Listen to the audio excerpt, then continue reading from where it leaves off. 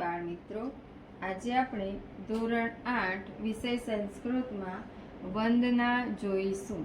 વંદના એટલે કે પુસ્તકના આરંભમાં વિદ્યાની અધિષ્ઠાત્રી દેવી એવી સરસ્વતી માતાની વંદના કરવામાં આવી છે.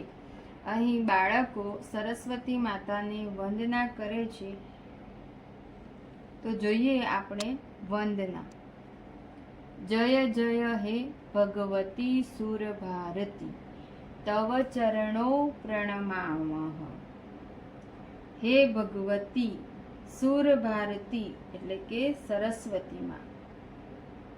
જય જય, જય હો, જય હો.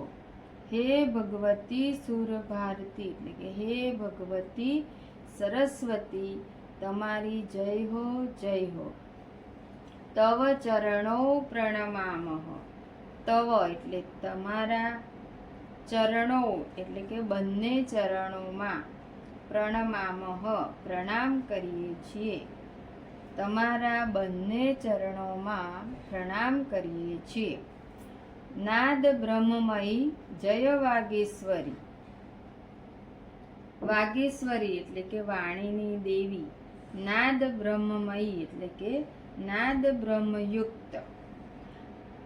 હે વાણીની દેવી અથવા તો હે નાદ બ્રહ્મમયી વાણીની દેવી, જય હો. શરણમ તે ગચ્છામઃ. શરણમ એટલે કે શરણે, તે એટલે તારે, ગચ્છામઃ એટલે કે જઈએ છીએ, તમારા શરણમાં જઈએ છીએ. ફરીથી જોઈ લઈએ ભાષાંતર. હે ભગવતી સુર ભારતી, તમારી જય હો, જય હો. તમારા ચરણોમાં પ્રણામ કરીએ છીએ. હે નાદ બ્રહ્મમયી વાગેશ્વરી વાણીની દેવી, જય હો. અમે તારા શરણમાં જઈએ છીએ. હવે આપણે બીજો શ્લોક જોઈશું. ત્વમસી શરણ્યા ત્રિભુવન ધન્યા, સુરમુનિ વંદિત ચરણા, નવરસ મધુરા કવિતા મુખરા, સ્મિત રુચિ રુચિરાભરણા. તો જોઈએ આપણે શબ્દસઃ અનુવાદ. ત્વમસી, ત્વમ એટલે કે તું, એટલે કે સરસ્વતી માતાને કહ્યું છે ત્વમ. અસી એટલે કે છે. શરણ્યા એટલે કે શરણ કે રક્ષણ આપનારી. ત્રિભુવન ધન્યા, ત્રિભુવન એટલે કે ત્રણ ભુવન એટલે કે ત્રણ લોક, સ્વર્ગલોક, મૃત્યુલોક અને પાતાળ લોક. ધન્યા એટલે કે આ ત્રણેય લોકમાં ધન્ય છે. એનું ભાષાંતર જોઈશું.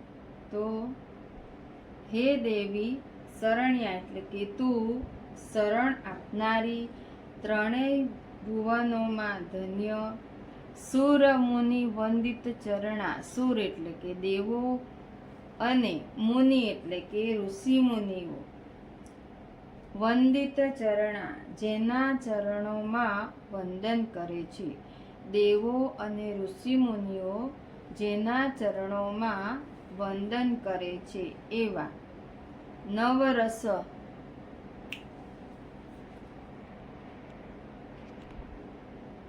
નવરસ મધુરા કવિતા મુખરા. નવરસ એટલે આપણી નવ રસો છે, જેમ કે શૃંગાર, વીર, કરુણ, અદ્ભુત, હાસ્ય, ભયાનક, બીભત્સ, રૌદ્ર અને શાંત. આ 9 પ્રકારના રસ છે. મધુરા એટલે કે મીઠા અથવા તો મધુર, 9 રસોને કારણે મધુર. કવિતા મુખરા, મુખરા એટલે કે વાચાળ અથવા બોલકી કવિતા.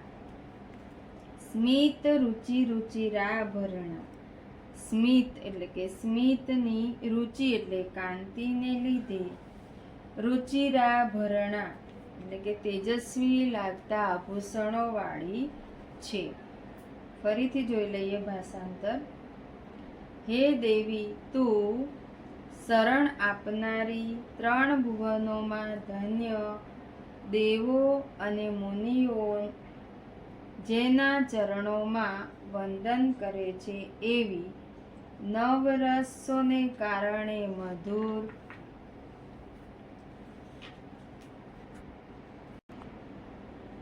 બહુ શબ્દોથી યુક્ત એવી કવિતા જેવી અને સ્મિતની કાંતિને લીધે તેજસ્વી લાગતા આભૂષણો વાળી છે.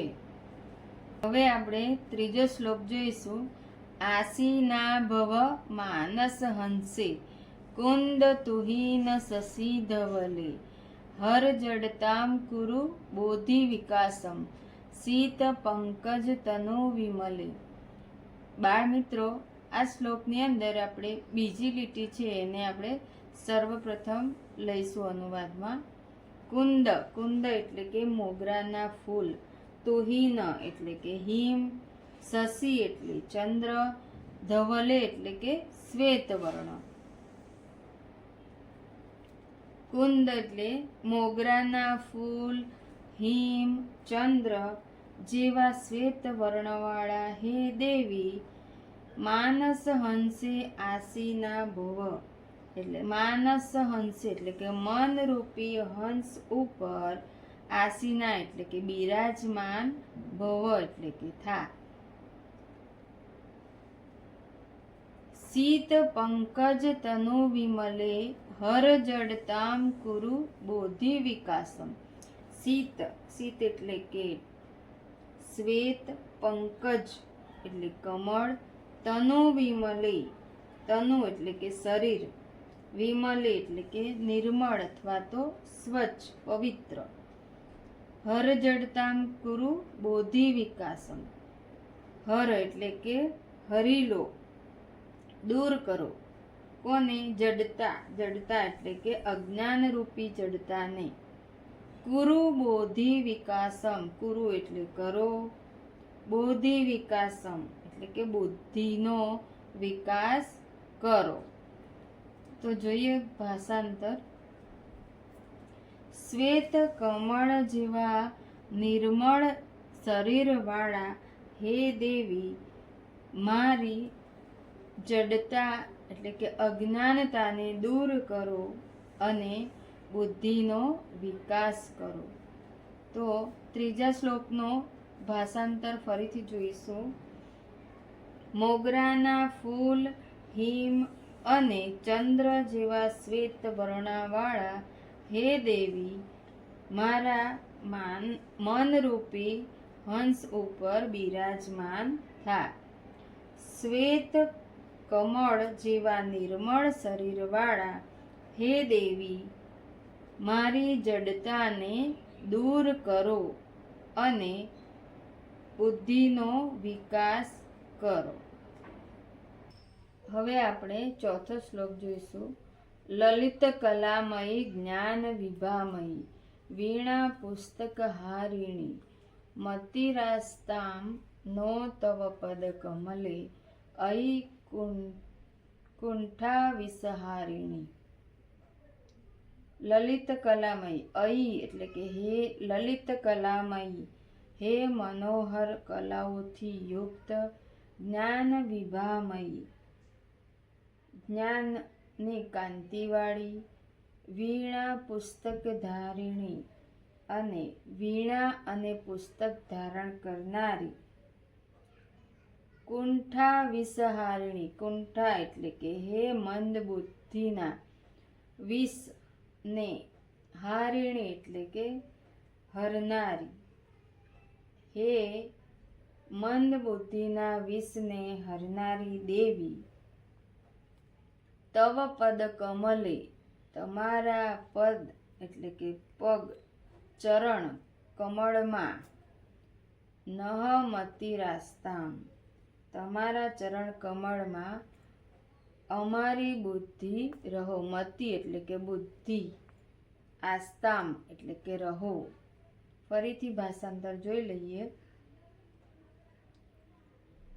હે મનોહર કલાઓ વાળી, જ્ઞાનની શોભાવાળી, વીણા અને પુસ્તક ધારણ કરનારી, મંદ બુદ્ધિના વિષને હરણ કરનારી અથવા હરનારી દેવી, તારા ચરણ કમળમાં અમારી બુદ્ધિ રહો.